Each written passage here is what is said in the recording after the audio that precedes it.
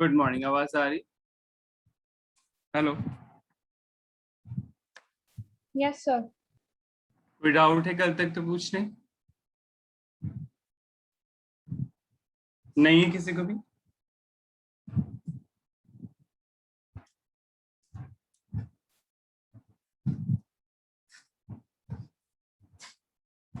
चलिए फिर आगे बढ़ते हैं। वेयर हाउस वाला टॉपिक लेना है।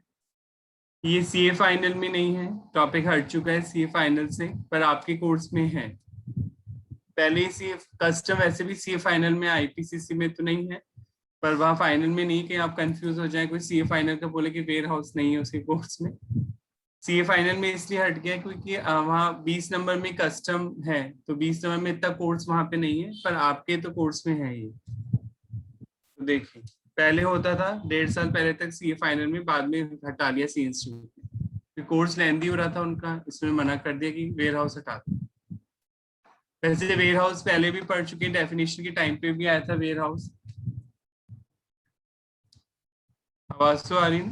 हेलो। Yes sir. ठीक, एक मिनट पेज खोल लेता हूँ समझाने के लिए।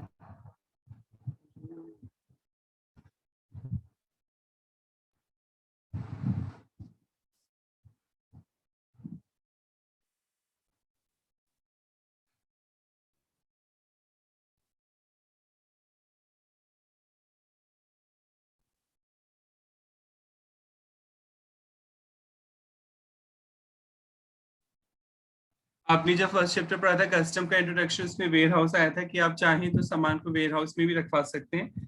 वेयर हाउसेज 3 तरह के होते हैं कस्टम के अकॉर्डिंग।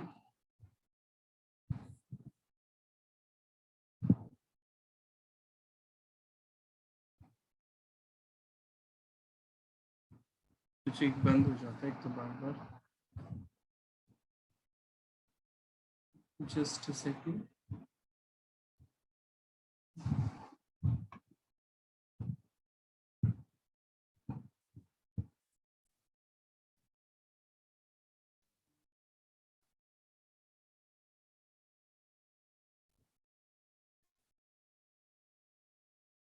एक साथ ही क्यों प्रॉब्लम क्रिएट करता है?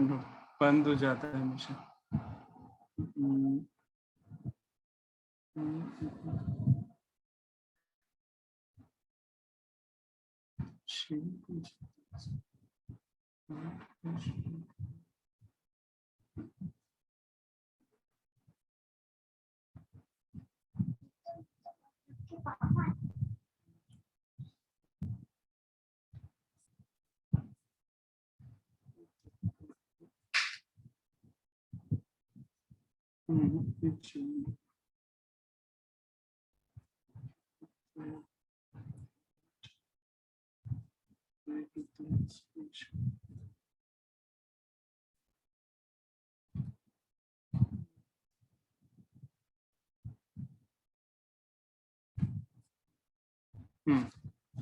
चलिए, मैं शायद वन नोट मेरे साथ ही प्रॉब्लम क्रिएट करता है, पता नहीं और फैकल्टीज के साथ नहीं करता। बार बार बंद हो जाता है। मैं दूसरा व्हाइट बोर्ड ही खोल लेता हूँ।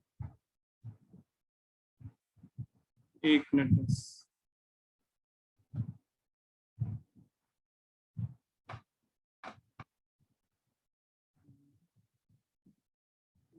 शेयर में स्क्रीन एंड शेयर कर रहा हूँ, एक मिनट।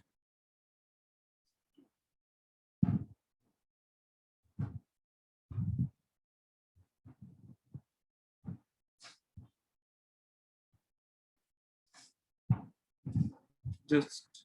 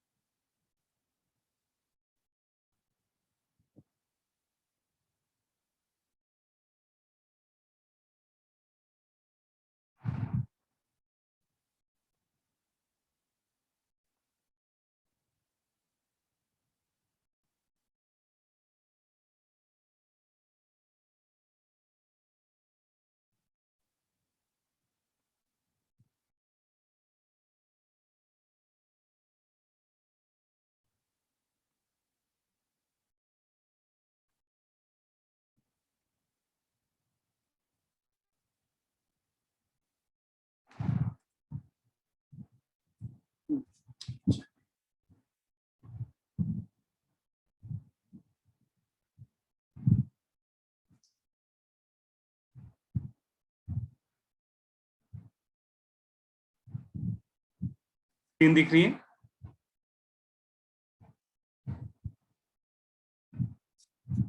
दिख रही है स्क्रीन आपको? ठीक है। तो वेयर हाउस 3 तरीके का हो सकता है कस्टम में। एक तो public warehouse, private warehouse और special warehouse. Public warehouse में तीनों जो वेयर हाउसेस होते हैं उन्हें लाइसेंस देता है सीबीआईसी, आपका central board of indirect tax and custom. आपको अगर वेयर हाउस खोलना है, जैसे आपको बैंक का एटीएम होता है, घर में भी लगा सकते हैं आप अपने एटीएम। बैंक किराए पे लेता है जगह और आपको किराया मिल जाता है, एटीएम मशीन लगा देता है बैंक आपके घर में कहीं पे भी। तो सेम वही चीज है कि आपको वेयर हाउस खोलना चाहते हैं कस्टम का, तो कस्टम वाले आपको लाइसेंस देंगे, तभी आप किसी पर्सन का जो इम्पोर्टेड गुड्स है अपने वेयर हाउस में रखवा सकते हैं। तो कस्टम वालों का खुद का भी हो सकता है गोडाउन, और खुद का नहीं है तो किसी पब्लिक के पर्सन का भी हो सकता है, पर उसे लाइसेंस देना पड़ेगा कस्टम अथॉरिटी से पहले, फिर ही वो कोई इम्पोर्टेड गुड्स अपने यहाँ पे रखवा सकता है, स्टोर कर सकता है। और आपको क्या फायदा होगा? आपको किराया मिल जाएगा। तो एक तो पब्लिक वेयर हाउस होता है, ये कस्टम वालों का खुद का ही होता है, कस्टम वालों का खुद का वेयर हाउसेस होता है यहाँ पे, वो खुद ही अपॉइंट करते हैं उस पर्सन को। प्राइवेट वेयर हाउस किसी प्राइवेट पर्सन का होता है, जैसे टाटा, रिलायंस, इनके खुद के गोडाउन भी होते हैं, तो ये अपना सामान भी रखवा सकते हैं वेयर हाउस में और अपने भी यहाँ पर किसी और का भी रखवा सकते हैं। और एक स्पेशल वेयर हाउस होता है जिसमें कीमती सामान ही रखा जाता है, मतलब इसमें सारे सामान ही रखे जाएंगे, कुछ गुड्स स्पेसिफाई कर देगा सीबीआईसी, जैसे गोल्ड हो गया, डायमंड वगैरह, जो बहुत महंगी चीजें होती हैं वो स्पेशल वेयर हाउस में रखवाई जाती है और इस पे लॉक लगाया जाता है प्रॉपर ऑफिसर के द्वारा, और बिना परमिशन के कोई नहीं एंटर हो सकता है स्पेशल वेयर हाउस में। पब्लिक और प्राइवेट में जाने के लिए भी परमिशन तो लेनी पड़ेगी, पर इसमें बहुत सिंपल परमिशन मिल जाती है। पर स्पेशल वेयर हाउस बहुत कीमती वैल्यूएबल चीजें रखी जाती हैं, इसके लिए बहुत आपको बड़े लेवल की आपको जो चाहिए होती है परमिशन चाहिए होती है अगर एंटर होना है इस वेयर हाउस में। तो ये तो मीनिंग हो गया, आपने पहले ही पढ़ लिया था कि एसएससी चाहे तो होम कंजम्पशन के लिए हाथों हाथ भी छुड़वा सकता है और चाहे तो वेयर हाउस में भी रखवा सकता है। अगर कोई ऐसा गुड्स उसने इंपोर्ट किया है जो स्पेशल नेचर का है, जिसे सीबीआईसी ने नोटिफाई कर रखा है, तो वो स्पेशल वेयर हाउस में रखा जाएगा, अदरवाइज पब्लिक में या फिर प्राइवेट में। पहली प्रेफरेंस हमेशा पब्लिक वेयर हाउस को दी जाएगी। अगर पब्लिक वेयर हाउस में जगह नहीं है तो आप प्राइवेट वेयर हाउस में रखवा सकते हैं सामान। अब फॉर्मेलिटी क्या क्या पूरी करनी होगी हमें, तो वो पढ़ना है, तो मीनिंग तो पहले भी आ चुका था वेयर हाउस का। आज जैसे मान लीजिए आप अभी लेके जा रहे हैं अपना सामान, आप अगर अभी लेके जाना चाहते हैं तो 1 लाख रुपए की आपको ड्यूटी देनी है, सपोज 1 लाख रुपए की लग गई कस्टम ड्यूटी, पर आप अभी तो लेके नहीं जाना चाहते, आप तो वेयर हाउस में रखवाना चाहते हैं, तो आपको बिल ऑफ एंट्री तो फाइल करनी पड़ेगी। आपने पढ़ लिया बिल ऑफ एंट्री आपको फाइल करनी होती है, चाहे आप हाथों हाथ लेके जाएं तब भी फाइल करनी होगी, चाहे आप वेयर हाउस में रखवाना चाहते हैं तब भी फाइल करनी होगी। तो बिल ऑफ एंट्री में आप टिक कर देंगे, ऑप्शन होता है वेयर हाउस वाला, उस पर टिक कर देंगे, कस्टमर वालों को इस पता लग जाएगा कि आप अपना सामान वेयर हाउस में रखवाना चाहते हैं। तो जो ड्यूटी है वो अभी लगेगी नहीं, ये आप भी पढ़ चुके हैं, अभी तो कोई ड्यूटी नहीं देनी, वेयर हाउस में रखवाते टाइम कोई ड्यूटी नहीं देनी। हाँ, आपको एक बॉन्ड भर के देना है। बॉन्ड एक फॉर्मेट होता है कस्टम वालों का, उसपे लीगल डॉक्यूमेंट होता है वो, उस पर आपको साइन करना होगा। और जितनी ड्यूटी बनती है आपके गुड्स पर अभी, अगर आप अभी ले जाते हैं तो जितनी ड्यूटी बनती है उसके 3 टाइम्स के इक्वल आपको एक बॉन्ड भरना होगा। 3 लाख रुपए का आपको एक बॉन्ड भरना होगा। बॉन्ड का मतलब क्या होता है? अपने आप को बाइंड करना। ये फिर वन नोट प्रॉब्लम कर रहा है।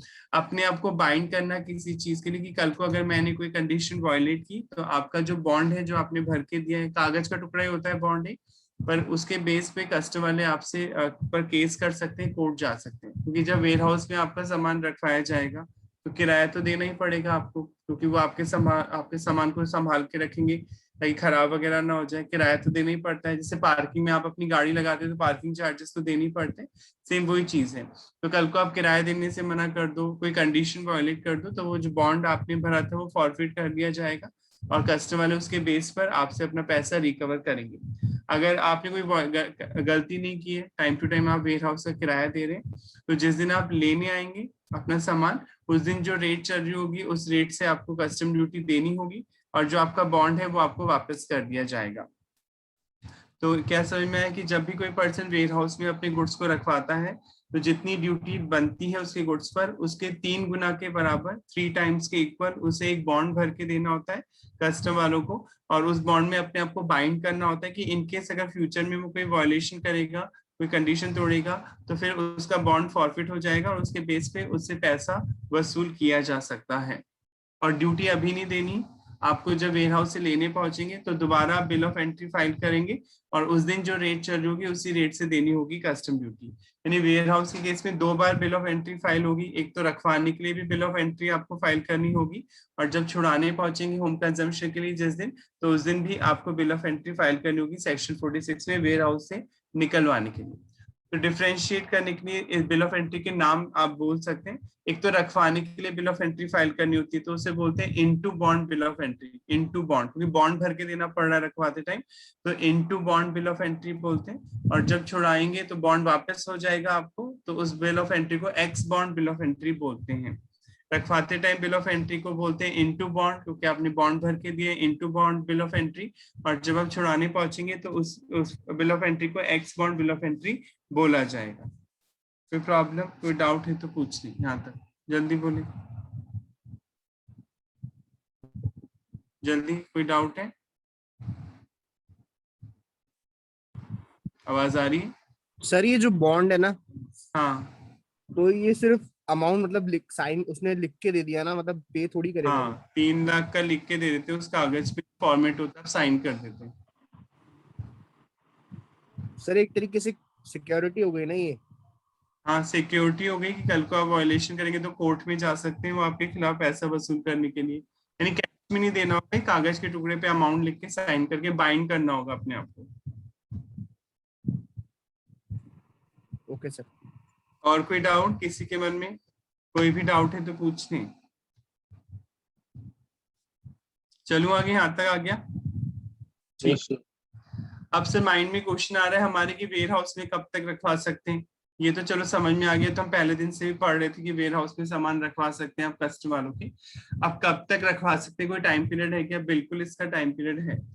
अगर आप ईओयू नहीं है, एक्सपोर्ट ओरिएंटेड अंडरटेकिंग आप समझती हैं, आप सेज यूनिट नहीं है, आप ईएचटीपी इलेक्ट्रॉनिक हार्डवेयर टेक्नोलॉजी पार्क में कोई यूनिट नहीं है, ये यूनिट्स क्या करती हैं, बाहर से सामान इंपोर्ट करती हैं, फिर इंडिया में बनाती हैं और एक्सपोर्ट करती हैं, तो उनके लिए तो कोई टाइम पीरियड नहीं है। अगर आप ईओयू है, एक्सपोर्ट ओरिएंटेड अंडरटेकिंग है, आप सेज में आपने इंडस्ट्री लगा रखी है, आप ईएचटीपी में आपने इंडस्ट्री लगा रखी है, इलेक्ट्रॉनिक हार्डवेयर टेक्नोलॉजी पार्क, तो ये लोग तो कितने टाइम तक के लिए भी सामान रखवा सकते हैं वेयर हाउस में। बस किराया देना होगा, आपकी इच्छा है कभी भी आके ले जाइए, कोई लिमिट नहीं है, 4 साल 10 साल कभी भी कितने टाइम तक भी आप रखवा सकते हैं। पर अगर आप ईओयू नहीं है, आपका मोटिव एक्सपोर्ट करना नहीं है उस गुड्स को, आप तो इंडिया में ही बेचेंगे वो सामान, या तो रॉ मटेरियल से कुछ बनाएंगे फिर इंडिया में बेचेंगे, या बना बनाया सामान आपने इंपोर्ट किया था फिर इंडिया में बेचेंगे, ठीक है, तो फिर आपके लिए 1 साल का टाइम पीरियड है। अगर आप एक्सपोर्ट ओरिएंटेड अंडरटेकिंग नहीं है, आप इलेक्ट्रॉनिक हार्डवेयर टेक्नोलॉजी पार्क में सिचुएटेड कोई यूनिट नहीं है, आप सेल्स में कोई सिचुएटेड यूनिट नहीं है, तो फिर आप अदर देन इनके अलावा कोई और है जिसने इंपोर्ट किया है सामान और वेयर हाउस में रखवा रहा है, तो उसके लिए 1 साल का टाइम पीरियड दिया कस्टमर वालों ने कि तुम 1 साल तक ही रखवा सकते हो। 1 साल बाद तो तुम्हें निकलवाना ही पड़ेगा, मैक्सिमम टाइम है, कम के लिए भी रखवा सकते हो, ये तो मैक्सिमम है 1 साल के लिए रखवा सकते हो। आगे यहाँ तक, हाँ या ना, जल्दी बोलिए। आवाज आ रही है? कोई भी बोल। Yes, sir. आ गया? चलिए Yes, sir. फिर अब आगे बढ़ते हैं। अब इस आपने पढ़ा कि अगर आप एक्सपोर्ट नहीं कर रहे हैं, ईओयू नहीं है, एक्सपोर्ट ओरिएंटेड अंडरटेकिंग नहीं है, ईएचटीपी यानी electronic hardware technology park area में आपने इंडस्ट्री लगा रखी, इनके अलावा किसी ने कोई गुड्स इंपोर्ट किया है, तो वेयर हाउस में 1 साल तक ही रखवा सकता है, 1 साल से ज्यादा भी नहीं रखवा सकता, ठीक है।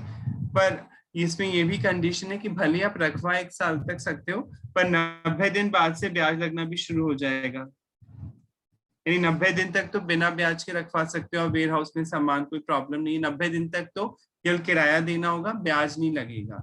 पर अगर 90 दिन से ज्यादा रखवा रहे हो, क्योंकि 1 साल तक रखवा सकते हो, तो 90 दिन का तो 3 महीने हुआ अप्रॉक्स, तो आप तो 6 महीने के रखवा रहे हो, 7 महीने 8 महीने कुछ भी मान लें, तो फिर जैसे ही 90 दिन पूरे होंगे उसके नेक्स्ट डे से आपको ब्याज भी देना होगा 15% पर एनम के हिसाब से। अब ब्याज सर किस पे लगेगा? किराए पे नहीं, किराए पे नहीं लगेगा, जो आपकी इंपोर्ट ड्यूटी बनेगी जब आप लेने आओगे सामान, तो जो आपकी इंपोर्ट ड्यूटी बनेगी उस पर 15% पर एनम के हिसाब से 90 दिन बाद से आपको ब्याज भी देना होगा। जैसे आपने 140 दिन के लिए सामान रखवाया वेयर हाउस में, तो 90 दिन तक तो कोई ब्याज नहीं लेगा डिपार्टमेंट, 90 दिन तो हटा दिए जाएंगे, इसमें से 50 दिन का ब्याज दिया जाएगा। जितनी ड्यूटी बनेगी, किराए पे नहीं लिया जाएगा, किराए पे कोई ब्याज नहीं देगा डिपार्टमेंट, पर डिपार्टमेंट मैंने बोला कि जो ड्यूटी का अमाउंट आएगा, जो कस्टम ड्यूटी आपको देनी है जब आप छुड़ा के ले जा रहे हैं अपना सामान वेयर हाउस से, उस पर आपको 15% के हिसाब से ब्याज भी देना होगा अगर 90 दिन से ज्यादा के लिए रखवाते हैं वेयर हाउस में, तो क्योंकि 1 साल तक रखवा सकते हैं मैक्सिमम, तो 90 दिन बाद से ब्याज भी देना होगा। आगे के समय जल्दी बोलिए जल्दी। Yes sir.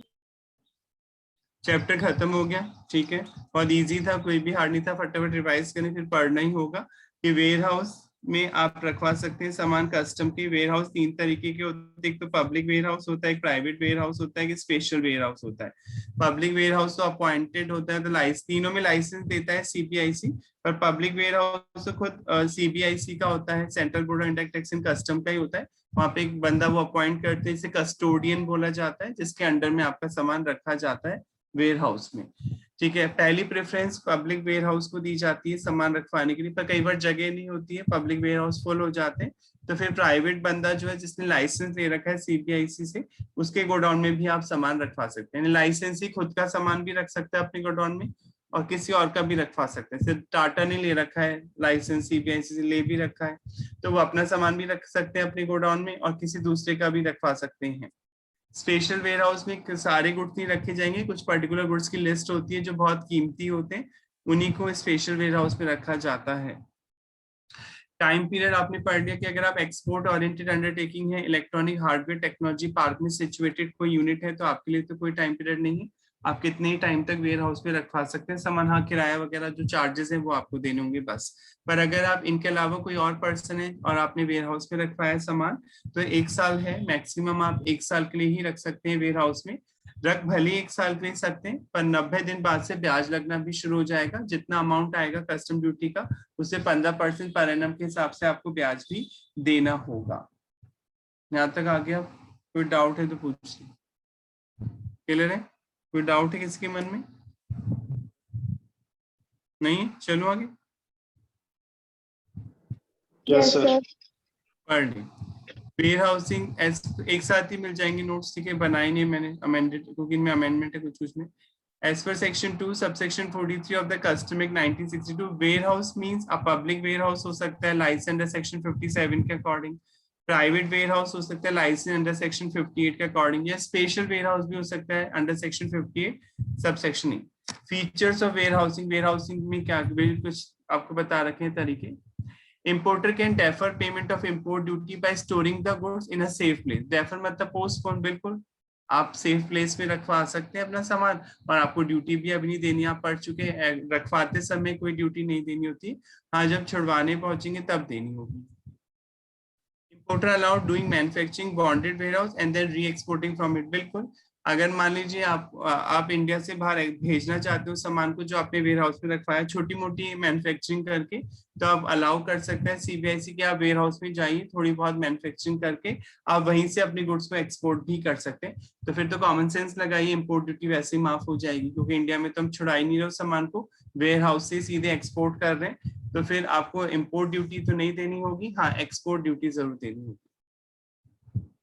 The importer can be allowed to keep the goods, आप रखवा सकते हैं अपने गुड्स को up to 1 year, 1 साल तक, without payment of duty from the date he deposited the goods into warehouse. 1 साल मैक्सिमम टाइम पीरियड है, ठीक है। ये 4th पॉइंट अमेंडेड हो चुका है, 3 साल 5 साल ही नहीं पढ़ना है, ये गलत दे रखा है, अमेंडमेंट हो चुका है, नीचे सही दे रखा है, इसलिए यहाँ पे तो काटने 4th पॉइंट, नोट्स में नहीं आएगा मेरे। Next point, the importer minimize the charges by 5th point by keeping in a warehouse, otherwise the demurrage charge at port is heavy. demurrage charges पहले ही पढ़ाया था, maintenance charges, delay charges, maintenance charge. जब port पे आपका सामान unload कर दिया, आपका सामान इंडिया में आ गया इंपोर्ट के बाद, तो पोर्ट के चार्जेस बहुत हैवी होते हैं, अगर आप वहां लेट पहुंचते हैं तो पोर्ट अथॉरिटी आपसे काफी चार्जेस लेती है, तो इसलिए आप वेयर हाउस में रखवाते हैं अपना सामान, क्योंकि वेयर हाउस का किराया कम होता है, ठीक है। ऐसा अपन मॉल में भी करते हैं, अपन किसी महंगी मॉल में घूमने जा रहे हैं, पार्किंग होती है 200 रुपए, तो अपन आसपास की गली में लगा देते हैं गाड़ी जाकर, क्योंकि 200 रुपए की पार्किंग कौन देगा। सेम वही चीज है, अगर पोर्ट पे ही आपका सामान रखा रहेगा तो पोर्ट वाले बहुत हैवी चार्जेस देते हैं, तो इससे अच्छा वेयर हाउस में रखवा दो, क्योंकि आप अभी हाथों हाथ तो लेना नहीं चाहते। तो इसलिए एसएससी यही करता है कि पोर्ट चार्जेस को कम करने के लिए अपने गुड्स को वेयर हाउस में रखवा देता है और कुछ दिन बाद आके ले लेता है सामान। Assistant Commissioner of Custom और Deputy Commissioner of Custom are competent to appoint a warehouse as a public bonded warehouse, यानी पड़ता है कमिश्नर ही अपॉइंट करते हैं कि पब्लिक वेयरहाउस उनका खुद का होता है कस्टम का, वही अपॉइंट करते हैं कि ये जगह पब्लिक वेयरहाउस के तौर पे कहलाएगी। Only dutiable goods can be deposited in warehouse, आप केवल ऐसे ही गुड्स जमा करा सकते हैं वेयरहाउस में जिन पे ड्यूटी बनती है, यानी कोई फ्री गुड्स है जिसपे ड्यूटी नहीं लग रही, इंपोर्ट किया है आपने, तो वो नहीं रखवा सकते आप वेयर हाउस में। केवल ड्यूटीएबल गुड्स जिन पे ड्यूटी देनी ही पड़ेगी आपको फ्यूचर में, वो रखवा सकते हैं आप वेयर हाउस में। 9 पता नहीं कब, बहुत पुराना ग्रीन बिल ऑफ एंट्री, अब ये कट चुका है पॉइंट, ये तो 6 साल पहले का है। पहले ग्रीन, व्हाइट और येलो 3 पेपर होते थे, अब ऑनलाइन होता है सब कुछ, तो ये नहीं काम आता 9 पॉइंट। ठीक है, rate of duty applicable as on the date of presentation bill of entry, 1000 रुपये बता दिए कि जिस दिन आप लेने पहुंचेंगे उस दिन आपको जो रेट चार्ज होगी उस रेट से कस्टम ड्यूटी देनी होगी। सब बिल ऑफ एंट्री और x bond bill of entry बोलते हैं इसको। एक्स बॉन्ड मतलब रखवाते टाइम जब फाइल होगी तो इनटू बॉन्ड बोलते हैं, INTU into bond bill of entry, और छुड़वाते टाइम जब फाइल करते हैं तो उसे x bond bill of entry बोलते हैं। Reassessment not allowed after the imported goods originally asset in warehouse। 11 point क्या बोल रहे हैं जरा बताना, देखिए कौन बता पाता है।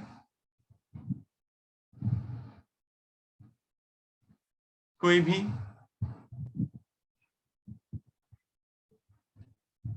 आवाज आ रही? सर हमने कल पढ़ा था ना कि हम एक तो खुद की असेसमेंट करते हैं, फिर से जो CBIC है सर वो हमारी रीअसेसमेंट करता है। तो सर इसमें ये है कि अगर हम गुड वेयर हाउस में रखवा दे तो जो कस्टम है वो वापस से रीअसेसमेंट नहीं कर सकता ड्यूटी की। नहीं ऐसा नहीं है, थोड़ा और बताइए, कोई और बताना चाहे?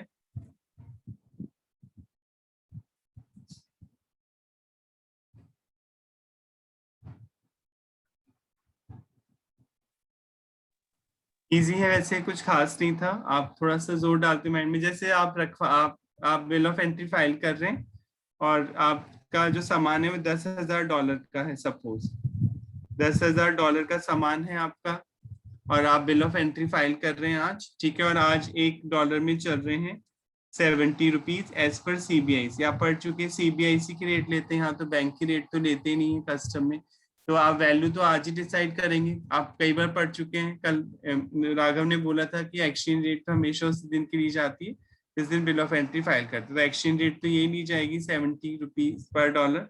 तो आपका जो सामान हो गया एज पर इंडियन रुपीज वो 7 लाख रुपीज का हो गया। जब आप वेयर हाउस में रखवाने के लिए बिल ऑफ एंट्री फाइल कर रहे हैं तो ये 7 लाख का सामान हो गया। यहाँ तो आगे सर में हाँ है ना, जल्दी बोले। बिल ऑफ एंट्री जिस दिन फाइल करते हैं यस सर, इनकी एक्सचेंज रेट ली जाती है, आप कई बार पढ़ चुके हैं। अब मान लीजिए आपने वेयर हाउस में रखवा दिया, ड्यूटी तो देनी नहीं ना, अभी तो कुछ पे नहीं करना। अब जिस दिन लेने पहुंच रहे हैं उस दिन $1 में मान लेते हैं 100 रुपए हो जाते हैं। $1 में 100 रुपए, आप 2 महीने बाद लेने पहुंच रहे हैं और $1 में 100 रुपीज हो जाते हैं। तो अब एक तरह से आपका सामान 10 लाख का हो गया। $10,000 का सामान है, $1 100 रुपए का है, तो 10 लाख का हो गया आपका सामान। तो क्या 10 लाख पे लगेगी ड्यूटी, हाँ या ना?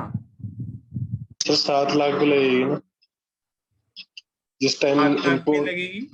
7 लाख पे लगेगी सर, जिस टाइम इम्पोर्ट हुआ था ना उस टाइम तो वैल्यू 7 लाख ही थी। सही है, यही बोल रही लाइन, अब ध्यान से पढ़िए, अब समझ में आ जाएगा। रीअसेसमेंट मतलब दोबारा कैलकुलेशन इज नॉट अलाउड नहीं होगी after the import originally asset, क्योंकि एक बार इनकी एसेट्स मतलब एक बार इनकी वैल्यू कैलकुलेट हो चुकी है ऑलरेडी। आपने पहले ही रखवाते टाइम वैल्यू बता दी थी, 7 लाख कैलकुलेट हो चुकी है। एंड वेयर हाउस यानी ये कह रहा है कि वैल्यू दोबारा कैलकुलेट नहीं होगी। 11 पॉइंट ये बोल रहा है कि उन गुड्स की वैल्यू दोबारा कैलकुलेट नहीं होगी। एक बार वेयर हाउस में रखवा दिया उसके बाद वैल्यू वही रहेगी, चाहे वैल्यू घट जाए बाद में जाके बढ़ जाए, उससे मतलब नहीं है। आगे के समय वाला पॉइंट जल्दी बोलिए। यस सर, ये असेसमेंट नहीं होगा, हाँ बोलिए सर। लेकिन फिर ये दे क्यों रखा है पॉइंट सर कि एक्स बॉन्ड बिल पे फिर बिल ऑफ एंट्री पे अपन लेंगे? हाँ बिल ऑफ एंट्री तो छुड़वाने के लिए तो फाइल करनी पड़ेगी ना सामान को। तो सर उस समय जो एक्सचेंज रेट होगी फिर उससे नहीं देंगे अपन ड्यूटी? नहीं, उससे नहीं देगी, उस दिन तो रेट ऑफ ड्यूटी देखेंगे, पता है ना, रेट ऑफ ड्यूटी देखा जाएगा। एक्सचेंज रेट तो उस दिन की लेंगे जिस दिन आपने पहली बार बिल ऑफ एंट्री फाइल की। सर तो ऐसा कह सकते हैं ना कि बिल ऑफ एंट्री की ही डेट रहेगी हमेशा, एक्सचेंज डेट उसी दिन की लेंगे, है ना? हाँ, ये कल भी तो आपने बोला था। नहीं सर, मुझे इस केस में लग रहा था कि इस केस में अपन जिस दिन एक्स बॉन्ड वाली बिल ऑफ एंट्री होगी उस दिन की लेंगे। उस दिन रेट ऑफ ड्यूटी लेंगे, उस दिन रेट ऑफ ड्यूटी उस दिन की ली जाएगी। Okay sir. नेक्स्ट नीचे वही लिखा है, exchange rate is rate at which bill of entry into bond is presented. देखिए जिस दिन आप रखवाएंगे उस दिन की एक्सचेंज रेट ली जाएगी, जो मैंने आपको 11 पॉइंट में अभी समझा है। एक्सचेंज रेट हमेशा उस दिन की लेनी है जिस दिन आप वेयर हाउस में इनटू बॉन्ड मतलब रखवाने के लिए बिल ऑफ एंट्री फाइल कर रहे हैं। हाँ, रेट ऑफ ड्यूटी उस दिन की लेंगे जिस दिन छुड़ाने पहुंच रहे हैं। कस्टम ड्यूटी की रेट लगेगी उस दिन जिस दिन आप छुड़ाने पहुंच रहे हैं।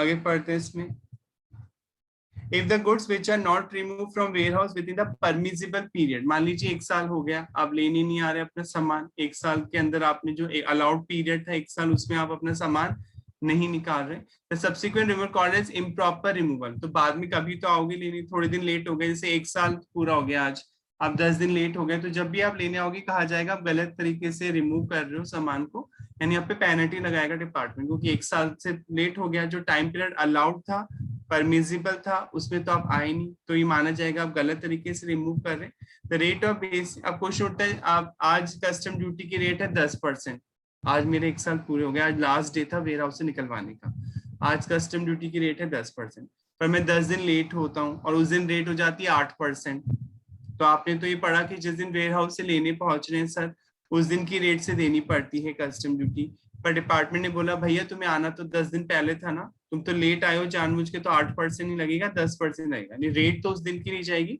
जिस दिन तुम्हारा आखिरी टाइम पीरियड था वेयर हाउस में रखवाने का। तो ये वही बोल रहा है point, the rate of basic custom duty which is applicable as on the last date on which the goods should have been removed, जिस दिन आपको निकलवा लेना चाहिए था सामान but not remove is applicable, उसी दिन की रेट ली जाएगी। अब बाद में रेट कम हो जाए ज्यादा हो जाए उससे मतलब नहीं है, जिस दिन आपको आना चाहिए था कायदे से आप उस दिन की ही रेट ली जाएगी। आगे के समय, हाँ या ना, जल्दी बोलिए, आवाज नहीं आ रही सर? अगर 1 साल के अंदर अगर कोई चेंज होता है तब तो वही होगा ना? हाँ, फिर तो वही होगा जिस दिन आप लेने जा रहे हैं।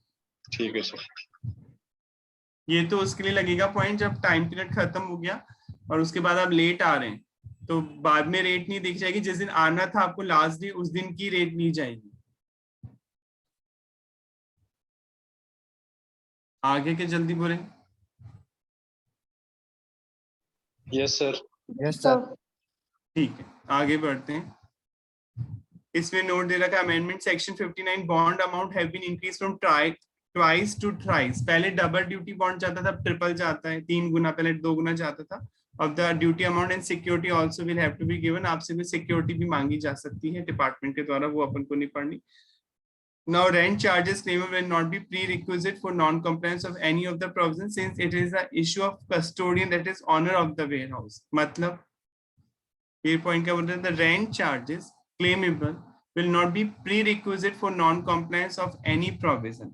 मतलब रेंट क्लेम कौन करेगा आपसे, डिपार्टमेंट करेगा या कस्टोडियन करेगा? ऑब्वियसली कस्टोडियन करेगा, उसकी निगरानी में रहता है वेयर हाउस, डिपार्टमेंट थोड़ी मांगेगा नोटिस। मान लीजिए रेंट नहीं दे रहे टाइम, हर 15 दिन में आपको किराया देना था, ये डिसाइड हुआ था, तो कस्टोडियन भेजेगा नोटिस आपको जिसके अंडर में आपका सामान है, जिसके वेयर हाउस में आपने सामान रखा है। ऑनर मतलब जो ऑनर है उस वेयर हाउस का, कस्टोडियन मतलब वो बंदा जिसकी निगरानी में आपका सामान है, वो आपको भेजेगा नोटिस कि भैया रेंट ड्यू हो गया, आपको रेंट पे कर देना चाहिए। ठीक है, तो rent charges claimable will not be prerequisite मतलब पहले, for non compliance of any of the provision. Non compliance करने के लिए जरूरी नहीं कि रेंट चार्जेस आपसे मांगे ही जाएंगे, यानी कोई और कानून आपने तोड़ा है तो वो उसके प्रोविजंस भी आप पे अप्लाई होंगे, ये पॉइंट ये कहना चाह रहा है। तो आपको इसको ऐसे समझना है बहुत इजी वे में, ठीक है, कि जो ऑनर है वही आपसे रेंट चार्जेस क्लेम कर सकता है, डिपार्टमेंट आपसे नहीं मांगेगा रेंट चार्जेस। जिसकी कस्टडी में आपका सामान है वही बंदा आपको नोटिस भेजेगा रेंट के लिए। Licence of public warehouse आप पढ़ चुके, public section 57, the principal commissioner of custom और commission of custom may subject to such condition as may be prescribe, जो शर्तें बताई जाएंगी। लाइसेंस इशू करेगा public warehouse when dutiable goods may be deposited, यानी केवल ड्यूटीएबल गुड्स ही deposit किए जा सकते हैं, यानी एग्जेम्प्टेड गुड्स आप वेयर हाउस में नहीं रखवा सकते हैं। कोई डाउट, कोई प्रॉब्लम है तो पूछ लें। कोई डाउट है किसी को यहाँ तक? हाँ या no sir. Licensing of private warehouse section 58 the principal commissioner of custom और कमिश्नर ऑफ कस्टम में चाहे तो सब्जेक्ट टू सच कंडीशन, उन शर्तों को ध्यान में रखते हुए एज में प्रिस्क्राइब, जो कि बताई जाएंगी, लाइसेंस दे सकता है किसी प्राइवेट वेयर हाउस को wherein dutiable goods imported by और ऑन बिहाफ ऑफ लाइसेंसी, यानी भी रखवा सकता है वो सामान और अपने बिहाफ पे किसी और का भी रखवा सकता है, may be deposited. Licensing of special warehousing section 58A subsection 1 the principal commissioner of custom और commissioner of custom में चाहे तो subject to such condition, उन शर्तों को ध्यान में रखते हुए as में prescribe जो बताई जाएंगी, लाइसेंस दिया जा सकता है किसी स्पेशल वेयर हाउस में wherein जिसमें dutiable goods may be deposited, जहां ड्यूटीएबल गुड्स रखे जाएंगे, and such warehouse shall be caused by to be lock by proper officer, उस पर लॉक लगाएगा, ताला लगाया जाए, कीमती सामान रखा है उसे बिल्कुल ऐसे ओपन नहीं छोड़ा जाएगा।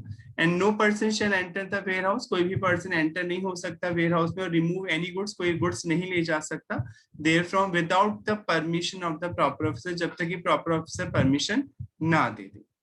सेक्शन 58 सबसेक्शन तो बोर्ड में, बोर्ड मतलब इनडायरेक्ट टैक्स आप पढ़ रहे हैं तो बोर्ड का मतलब सीबीआईसी से होगा, central board of indirect tax and custom may चाहे तो by notification the official gazette में नोटिफिकेशन निकाल कर स्पेसिफाई करेगा, बताएगा द क्लास ऑफ गुड्स की वो कौन से गुड्स होंगे वे शैल बी डिपोजिट, जो कि रखवाए जाएंगे in the special warehouse licence under subsection 1, यानी बोर्ड बताएगा कि कौन कौन से सामान को स्पेशल वेयर हाउस में रखा जाएगा। नीचे बता रखा है कॉन्सिक्वेंटली सीबीआईसी का नाम गलत दे रखा है, CBIC has notified the following class of goods which shall be deposited special warehouse, यानी ये सामान स्पेशल वेयर हाउस में रखा जाता है। Gold, silver, other precious metal, कोई कीमती मेटल धातु, सेमी प्रीशियस मेटल, पन्ना, नीलम, ये सब, an article thereof. Goods warehouse for the purpose of supply of duty free shop, अब ड्यूटी फ्री शॉप होती है ना custom area, duty free shop समझते हैं? ड्यूटी फ्री शॉप देखिए एयरपोर्ट पे आपने, हाँ है ना, नहीं देखी? कोई नहीं देख लेंगे आप, ठीक है। जल्दी जल्दी कमाइए, लायक बन जाइए, खूब घूमिए, शादी से पहले जितना घूम सकते घूम ले, पैसे कमाइए, जल्द से जल्द जॉब पे लग जाइए। बाद में दिक्कत आती है, वर्ल्ड टूर करना है तो वो भी कर सकते हैं, 6 महीने की तो छुट्टी ले सकते हैं, 6 महीने का पैसे इकट्ठा करिए और निकल जाइए, पर उसके लिए पहले करियर बनाना होगा। सुभाष बोल रहे हैं अभी एयरपोर्ट नहीं गए, कोई बात नहीं, तो अभी क्यों नहीं गए, जाना चाहिए था, जल्दी जल्दी बन जाए तो फिर। कल मेरी एक स्टूडेंट थी, चैप्टर में पढ़ती थी, 2019 का बैच था उसका, हाँ 19 में 20 में तो उसने ट्रेनिंग, 19 में मैंने उसे पढ़ाया था इंटर फाइनल में सीएम इंस्टीट्यूट में, आयुषी। उसका फोन आता है मेरे पास में, मेरे पास तो नंबर सेव नहीं होते, बहुत सारे बच्चे पढ़ चुके होते हैं, तो उसका ऐसे आया था बताने के लिए कि सर मैं पास हो गई हूँ, बन भी गई हूँ, फर्स्ट अटेम्प्ट में मैं निकल गई और मेरिट में वो रह गई थी, 2 नंबर से इंटर में भी रह गई थी और 3 नंबर से फाइनल मेरिट में रह गई थी वो बच्ची, जयपुर की है वो। मैं कहा ठीक है बढ़िया बात है, आप पास हो गए। तो बोले सर नहीं मेरी जॉब भी लग गई। मैं कहा बढ़िया, कितने का पैकेज लगा? सर 10 लाख का लग गया। कहाँ? असेंचर में, मुंबई। तो मेरे को आपको बस ये बताना था कि अब मेरी लग गई, अब मेरे को पंख मिल गए, अब मैं तो चली मुंबई, अब वहां से मैं आगे के और कोर्सेज है वो करूंगी और हो सकता है आगे अच्छे कॉलेज से फिर एमबी कर लूं 2 साल बाद। तो ये होती है पढ़ाई की ताकत। केवल 22 साल की लड़की, अभी उसके पास बहुत मौके मिलेंगे लाइफ में, ठीक है।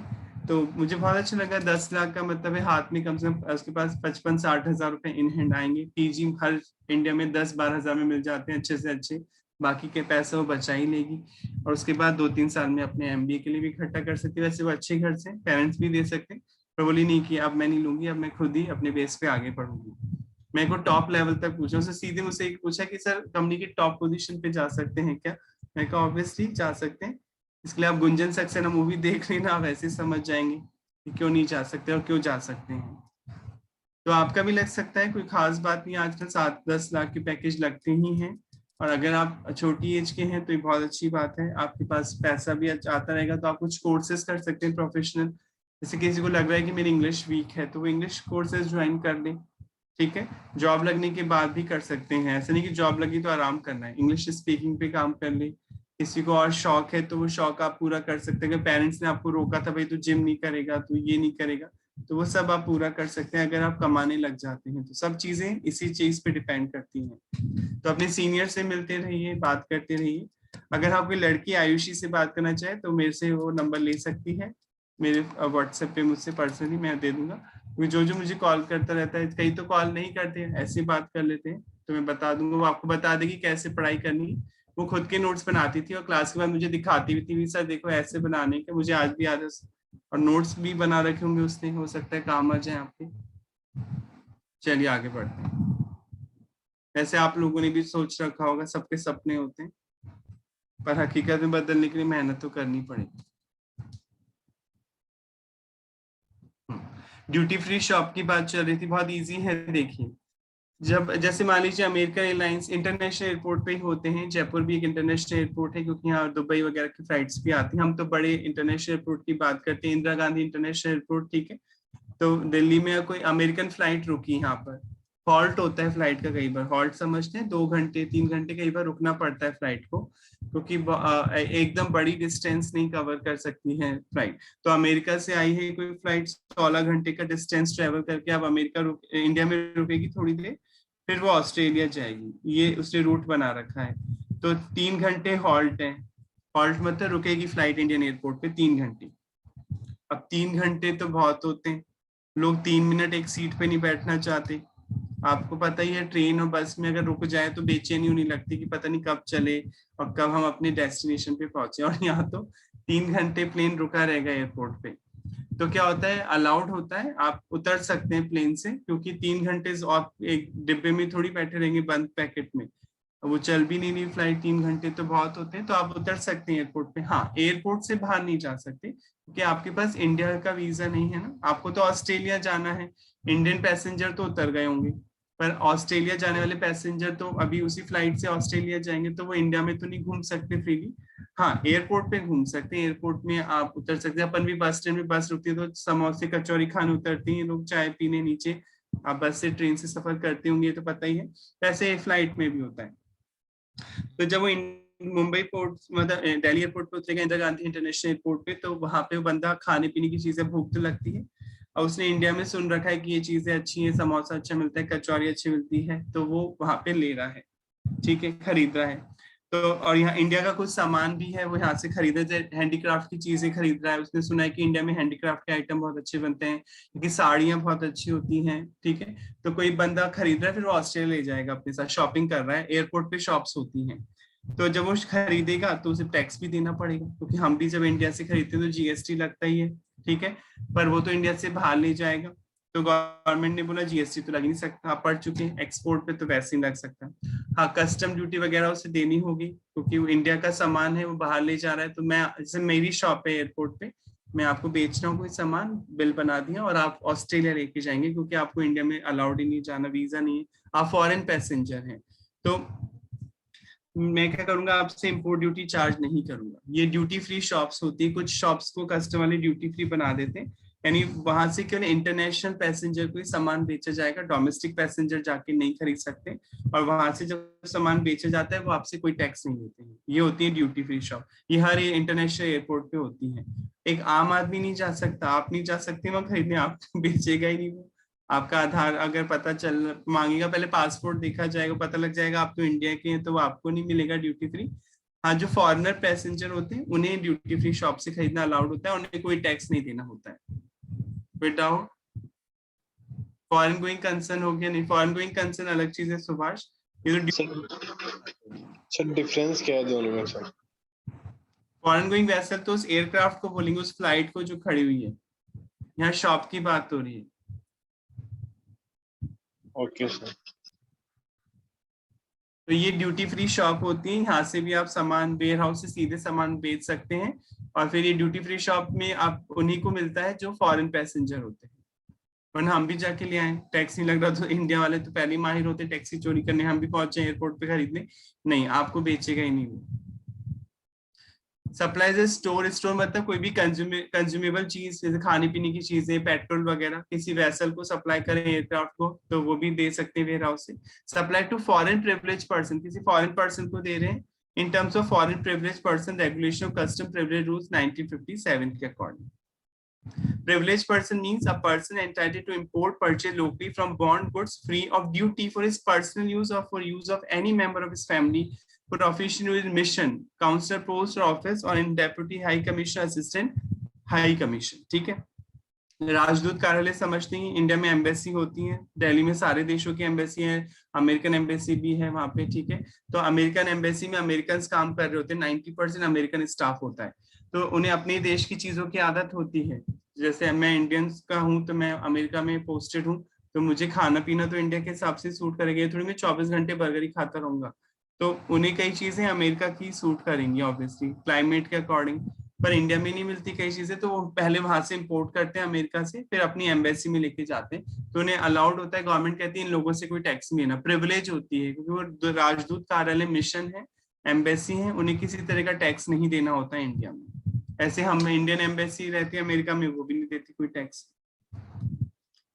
Duty free shop in the airport need not be a licence, duty free shop को कोई लाइसेंस लेने की जरूरत ही नहीं है, क्योंकि वो तो फॉरेन पर्सन को बेचेंगे वैसे भी। Duty free shop located in custom area should not be treated warehouse, उसे आप वेयर हाउस नहीं बोल सकते ड्यूटी फ्री शॉप को, क्योंकि वहां कोई गुड्स स्टोर नहीं होता है, वो उन्हीं लोगों को सामान बेचते हैं जो फॉरेन गोइंग पर्सन होते हैं। इनफैक्ट मतलब वास्तव में, हिंदी में बोलते हैं, संजय दत्त की मूवी की बात नहीं, नॉर्मल बात है, वास्तव में it is a point of sale, यहाँ से सेल होती है of goods which are to be ex bonded and remove from a warehouse for being brought to a duty free shop in the custom area for sale to eligible person. सब लोगों को नहीं मिलता है सामान, जो eligible person उन्हें बिकता है, namely international passenger, general international passenger होता है अराइविंग और डिपार्टिंग फ्रॉम इंडिया, या तो इंडिया आ रहे हैं, इंडिया छोड़कर जा रहे हैं, तो वो ड्यूटी फ्री शॉप से सामान खरीद सकते हैं, क्योंकि वो टैक्स नहीं देंगे इंडिया में। यहाँ तो आगे के समय जल्दी बोले, हाँ या ना? Yes sir. कोई Yes, डाउट, sir. कोई प्रॉब्लम है तो पूछ लें। चलिए फिर मेरी बारी, अब आगे तो कल पढ़ लेंगे।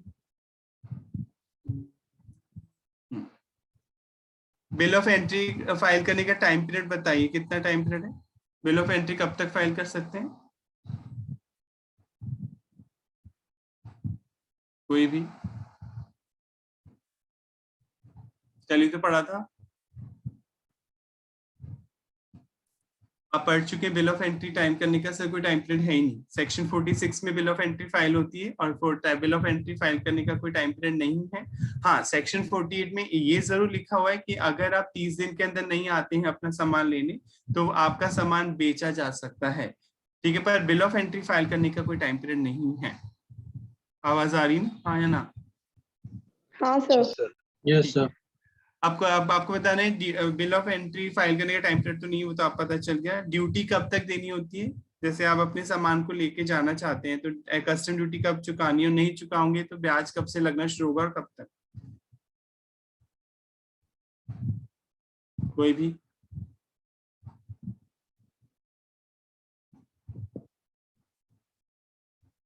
ये भी कल पढ़ा था, सेक्शन 47 सबसेक्शन 2 ये बोलता है कि बिल ऑफ एंट्री जिस दिन आप फाइल कर रहे हैं, सेल्फ असेस, खुद ही अपनी ड्यूटी कैलकुलेट कर रहे हैं और फाइल कर रहे हैं बिल ऑफ एंट्री, तो सेम डेट को ही देनी होगी आपको कस्टम ड्यूटी। अगर आप सेम डेट को नहीं पे करते हैं कस्टम ड्यूटी, तो अगले दिन से ब्याज लगना शुरू हो जाता है 15% पर एनम के हिसाब से, और उस दिन तक लगता रहता है जब तक आप ड्यूटी नहीं देते। अगर आपने सेल्फ असेस की है, खुद ही ड्यूटी कैलकुलेट की है, खुद ही टैक्स का अमाउंट कैलकुलेट किया है, तो सेम डेट को जिस दिन आप बिल ऑफ एंट्री फाइल कर रहे हैं उसी दिन जमा कराना होगा टैक्स। अगर आप उस दिन जमा नहीं कराते हैं तो अगले दिन से ब्याज लगना शुरू हो जाएगा 15% पर एनम से till the date of payment, और उस दिन तक लगता रहेगा जब तक आपने पेमेंट नहीं किया। और अगर आपने कैलकुलेट नहीं की थी ड्यूटी, डिपार्टमेंट ने रीअसेस किया था, डिपार्टमेंट ने कैलकुलेशन की थी, कोई प्रोविजन अनुमान के आधार पर असेसमेंट हुआ था, प्रोविजन असेसमेंट, तो फिर जिस दिन आपको कहेगा डिपार्टमेंट की भैया इतनी ड्यूटी बनती है, आप उस दिन भी दे सकते हैं, उसका एक दिन और मिल जाएगा एक्स्ट्रा, एक अगले दिन भी दे सकते हैं, पर अगर उससे ज्यादा लेट होंगे तो फिर आपको 15% पर एनम से till the date of payment आपको इंटरेस्ट भी पे करना होगा। आगे क्या, हाँ या ना? जल्दी बोले, जल्दी। Yes sir. सर ये तो वैसे कल ही पढ़ा था, ये पॉइंट आपने इसने यहाँ पे बता दिया। खैर वैल्यू वाले कल मैं ये चैप्टर पूछूंगा आपसे, वैल्यू वाला रूल्स से कस्टम वैल्यूएशन का, तो रिवाइज कर लेना, कल मैं इसको रिवाइज करा दूंगा। कल वैसे भी कस्टम का आखिरी टॉपिक बचा है, वो वेयर हाउस वाला पूरा होती है, एक सिंपल प्रोसेस है वो बचा है, तो कल कस्टम तो पूरा हो जाएगा, फिर बस वो जीएसटी के 1-2 टॉपिक बचे वो हो जाएंगे। ठीक है, चलिए, have a nice day, thank you, bye. कुछ पूछना है किसी को तो पूछ लें। कोई कुछ कह रहा है? No sir. कुछ नोट कर रहे, किसी ने स्कैनर की बात की थी, आपके पास बांगर सर की बुक तो है ही सबके पास में शायद, हाँ है ना? Yes sir. तो बांगर सर की बुक से प्रैक्टिस करने लग जाइए, और कोई प्रॉब्लम हो तो पूछिए। अब आपका कोर्स तो हो ही गया लगभग, ठीक है, तो आप एक एक चैप्टर उठा लीजिए डेली और उससे प्रैक्टिस करिए अपनी। और मैं बार बार बोल रहा हूँ, अगर कोई क्वेश्चन 3 बार से ज्यादा आया हुआ है किसी भी सब्जेक्ट में, चाहे लॉ की बात हो चाहे इनकम टैक्स, प्लीज उसे 3 बार हाथ से लिख लीजिए, प्लीज 3 बार हाथ से लिखिए, चाहे देख के लिखिए। सर स्कैनर नहीं देखना ना तो फिर? स्कैनर नहीं देखना, जब बांगर सर की बुक है तो स्कैनर क्या, स्कैनर अपडेटेड नहीं होता ना, कई बार स्कैनर में गलतियां भी हो सकती हैं। पूरा पेपर बांगर से ही आएगा, एज इट इज उतरेगा क्वेश्चन एग्जाम में, आप इतने महीने पहले ही जानते हैं, फिर भी आप नहीं पढ़ेंगे तो ये आपकी गलती है, इंस्टीट्यूट की गलती नहीं होगी, रिजल्ट कम जाए ज्यादा जाए। हाँ बोलिए, क्या कह रहे हैं? सर ये जो हमारा सिलेबस है ना 2016 का है, और हाँ सर बांगड़ सर में सर अमेंडमेंट हो रखे सारे, तो हाँ, अगर हम अमेंडमेंट लिखते हैं तो कोई दिक्कत थोड़ी होगी? अमेंडमेंट लिखते हैं मतलब सर जैसे सिलेबस तो जो मॉड्यूल में है ना 2016 का है, तो कुछ अमेंडमेंट तो अपन ने पढ़ लिए, और कुछ कुछ चीजें अपन ऐसी है ने ना सारे अमेंडमेंट पढ़ लिए हैं। हाँ सर, तो लेकिन फिर भी कुछ चीजें ऐसी है जो मॉड्यूल में है लेकिन बांगड़ सर में है ना अलग दे रखी है। जैसे मैं बता दूंगा आपको जैसे सर व्हाट्सएप पे, मैंने नोट कर रखी है सर, मैं आपको व्हाट्सएप पे भेज दूंगा। हाँ भेज देना, तो वो एक्स्ट्रा हो सकती है जो नहीं आपके मॉड्यूल में हो। पता नहीं सर, बांगड़ सर किधर से सीए की है ना, इसलिए मुझे ऐसा लग रहा है कि हो सकता है। समझे नहीं, हम सीए का बात नहीं, हम जीएसटी तो सेम है ना दोनों जगह। लेकिन सर कोर्सेज का तो डिफरेंस आता है ना थोड़ा बहुत, तो कुछ कुछ क्या टॉपिक्स तो होते हैं ना सर अलग। क्या डिफरेंस आएगा थोड़ा बहुत? जीएसटी के टॉपिक तो वही रहेंगे। सर जैसे डायरेक्ट टैक्स में तो है सर, सीए का थोड़ा अलग है सर, मतलब कुछ कुछ टॉपिक्स हटा रखे हैं सर सीए में। डायरेक्ट टैक्स का तो देखो नहीं पता, मैंने 3 साल से नहीं पढ़ाई है डायरेक्ट टैक्स, तो डायरेक्ट टैक्स का मैं कह सकता हूँ सेम ही होगा। जैसे अब वैल्यूएशन वाला चैप्टर है जीएसटी में, तो वो उनके भी वही होगा, आपके भी वही होगा, बल्कि आपकी अच्छा कम है, आपके कम है टॉपिक्स, उनमें ज्यादा है, बस ये हो हो सकता सकता है। है। आपने आईपीसीसी के मॉड्यूल देखा है इंस्टीट्यूट का ये वाला? नहीं सर। देखना, होश उड़ जाएंगे, फिर गाना बजेगा होश ना खबर है, ठीक है। आपका मॉड्यूल इतना सा है, फिर भी आपको लगता है वो हम कितना पढ़ रहे हैं, उनका मॉड्यूल इतना है, बहुत फर्क है, उनके बहुत ज्यादा टॉपिक्स दे रखे हैं जबरदस्ती, क्योंकि उन्हें कटनी छटनी करनी है ना, कंपटीशन वहां ज्यादा है, इसलिए फाइनल में आपका मॉड्यूल इतना है, सी इंस्टीट्यूट का मॉड्यूल इतना है फाइनल में, उसमें 3 लॉट में मिलता है मॉड्यूल में, सोचिए केवल एक जीएसटी का। ऐसा नहीं है कि वो बहुत इंटेलिजेंट बच्चे होते हैं, इंस्टीट्यूट की मजबूरी है, उन्हें कंपटीशन को कम करना होता है, कि बहुत सारे बच्चे सीए करते हैं इंडिया में, उसके बाद सीएमए और सीएस का नंबर आता है, ये आप अच्छी तरह जानते हैं। Yes sir. कैट का एग्जाम बहुत टफ होता है ऑब्वियसली, तो कैट का पेपर भी बहुत टफ बनाना पड़ता है, वरना सभी आईएम में एडमिशन ले लें, उनकी मजबूरी है, क्योंकि इंडिया में पॉपुलेशन बहुत है और सीट्स लिमिटेड है, तो उन्हें पेपर ऐसा टफ बनाना ही पड़ता है कि बच्चा गलती करे और फेल हो। पर हमें नहीं करनी ना ऐसी गुंजाइश, पेपर मॉड्यूल से ही आता है, आपको पता है, तो आप कोशिश करते रहिए। आप सबको पता होता है कि हर किसी भी इंस्टीट्यूट की बात करें इंडिया लेवल पे, सब बच्चे पास नहीं होते हैं, चाहे कितना ही फेमस टीचर हो, वो ऐसा नहीं बोल सकता कि मैंने जिन बच्चों को पढ़ाया सभी पास हो गए, तो इट मीन्स कहीं ना कहीं मेहनत में कमी रह जाती है। पढ़ाता तो टीचर सबको एक जैसा ही है। आपको मैं बार बार बोल रहा हूँ कि 3 बार लिखिए, अगर कोई क्वेश्चन कह रहे हैं, कोई भी टीचर ही बोल रहा है कि भाई इंपॉर्टेंट टॉपिक है, तो आप लिखिए, क्योंकि एग्जाम में सबसे बड़ी प्रॉब्लम क्या आती है, बच्चों से सेंटेंस ही नहीं बनते हैं, चाहे इंग्लिश मीडियम का बच्चा हो चाहे हिंदी मीडियम का, वो एक्सप्रेस ही नहीं कर पाता है कि भैया वो क्या कहना चाह रहा है, तो फिर आंसर कम नंबर मिलते हैं, कट जाता है वो आंसर। जब तक आप लिखने की आदत नहीं डालेंगे, ऐसा नहीं कह रहा पूरी बुक लिखिए, पर कुछ इंपॉर्टेंट टॉपिक होते हैं, खुद में भी सेंस होता है, टीचर भी बता देते हैं और स्कैनर भी आपके पास होता है कि 3 बार से ज्यादा रिपीटेड है और कोई क्वेश्चन तो मुझे लिख लेना चाहिए, 3 बार तो कम से कम मैं लिख लूं। चलिए कल मिलते हैं। Have a nice day, thank you.